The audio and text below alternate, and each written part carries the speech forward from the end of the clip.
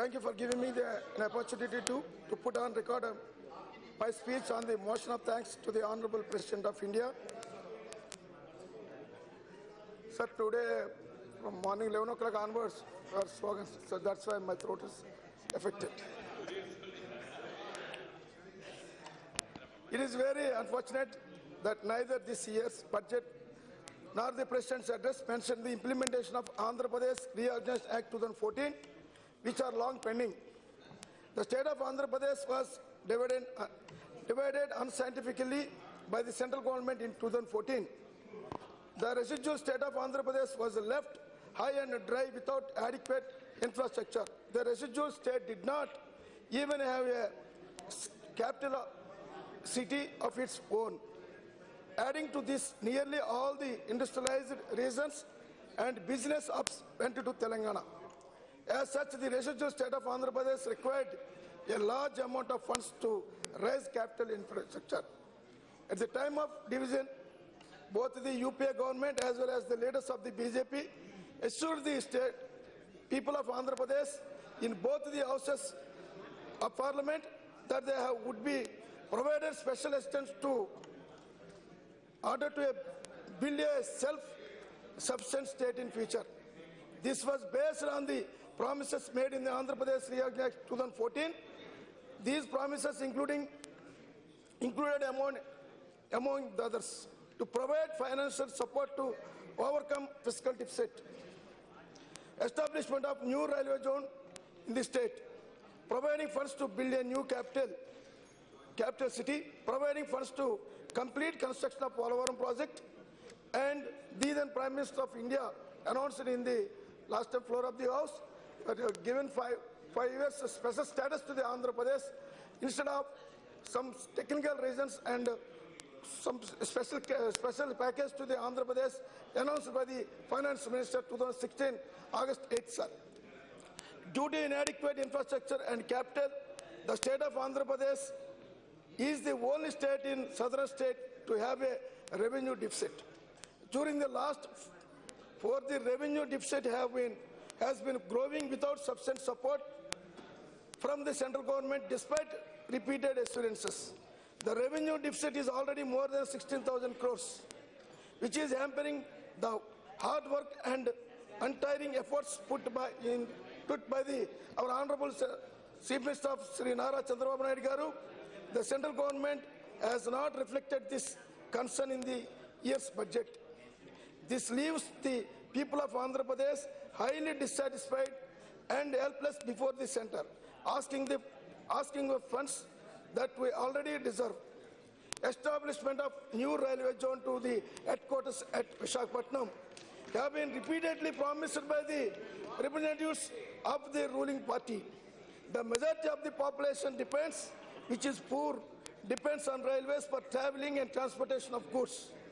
The state of Andhra Pradesh is neglected when it comes to development of railway infrastructure.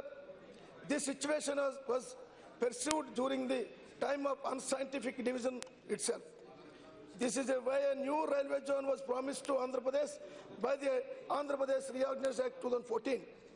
We have repeatedly been pressing on the need for immediate creation of a new railway zone headquartered at Andhra Pradesh, that is Visakhapatnam. We also presented a private member bill in Lok Sabha for creation of the new railway zone.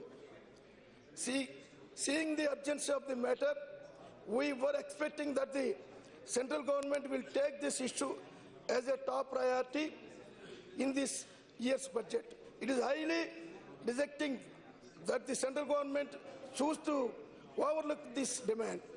This is an injustice of the people of Andhra Pradesh. We have been made to bear the burden.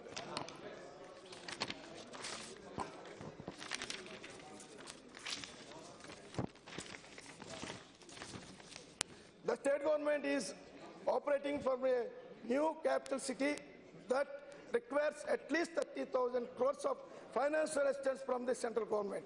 Only around 2,500 crores have been so far released for the development of infrastructure in the state capital city over the last 4 years. This is highly unfortunate. The capital city needed to run such a large state needs much more focus of the central government. The government was expected to release the whole amount to ensure building of the capital city as promised by the Andhra Pradesh Reorganization Act 2014. Polavaram project, which is one of the main irrigation projects for growth of agriculture in the state.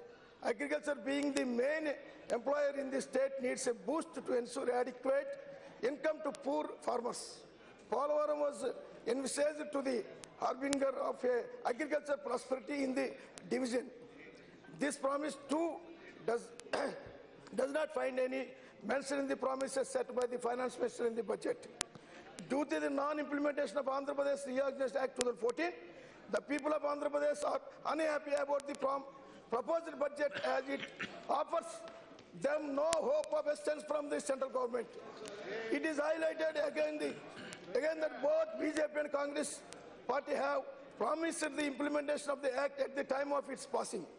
The breaches of these promises hurts the people of Andhra Pradesh directly, as it have implication on their lives and livelihood. Initially, the state was promised a special status. However, the central government stated that due to the recommendation of 14th Finance Commission, special status would no longer to be given to states. In place of that, we have promised a special economic package. But this special economic package is only in promises. Nothing has been given to the state under it. At the same time, the states like Himachal Pradesh, Arunachal Pradesh and others continue to have such status. The state has already suffered a lot due to the inadequate funds. These sacrifices made by the state should not be given for granted. We vehemently oppose the budget presented by the Union Finance Minister as an insult to the state of Andhra Pradesh and its people. We will not accept that budget any manner until implementation of the Andhra Pradesh Reorganization Act is made on top priority. In the President's speech, he highlighted the vision of Dr. Ambedkar's redefined political democracy with emphasis on social and economic democracy. Yes, it is redefined political democratic front involves equality in all spheres of life.